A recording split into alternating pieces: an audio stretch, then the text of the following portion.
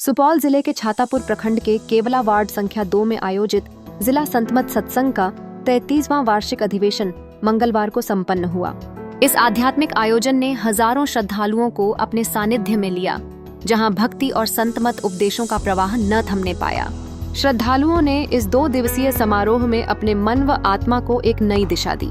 आचार्य स्वामी प्रमोद जी महाराज ने इस समापन अवसर पर श्रद्धालुओं को संबोधित करते हुए बताया कि महर्षि में ही परमहंस दास जी महाराज द्वारा संतमत की स्थापना जन कल्याण हेतु की गई थी। उन्होंने समाज को आह्वान किया कि वे दहेज प्रथा, बाल विवाह, नशा तथा अन्य सामाजिक बुराइयों से दूर रहें। उनके शब्दों में समाज की प्रगति के लिए इन असामाजिक कुरीतियों का त्याग अत्यावश्यक है। आचार्य जी ने मोक्ष की प्राप्ति के लिए योग तथा ज्ञान के संतुलन का उल्लेख किया। उन्होंने बताया कि केवल योग या केवल ज्ञान का आश्रय लेना पर्याप्त नहीं है। योग का अर्थ जोड़ना है, जबकि ज्ञान का अर्थ जानना। दोनों के बिना आध्यात्मिकता अधूरी है।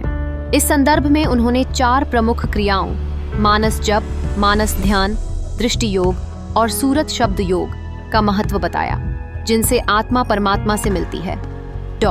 स्वामी निर्मलानंद जी महाराज ने कहा कि आवागमन सबसे बड़ा दुख है और यह प्रभु की भक्ति द्वारा ही दूर किया जा सकता है।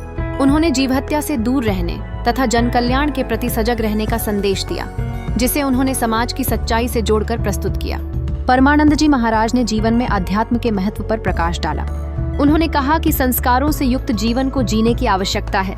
सच्ची ईश्वर भक्ति का अर्थ मानवता की भलाई एवं समाज सेवा में समर्पण करना है। संतमत सत्संग में उपस्थित अन्य संतों ने विश्व शांति और सद्भावना को प्राथमिकता देने की अपील की।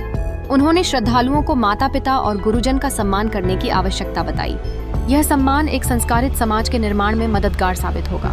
इस आयोजन में भारी संख्या में श्रद्धालुओं ने भाग लिया, जिससे यह स्पष्ट होता है कि ऐसे आध्यात्मिक कार्यक्रम समाज में जागरूकता और सद्भावना का संचार करते हैं। सुपौल से दैनिक बिहार पत्रिका के लिए यह विशेष रिपोर्ट समाज में चारों ओर फैली भक्ति और आध्यात्मिकता की चमक को दर्शाती है। रिपोर्ट दैनिक बिहार पत्रिका।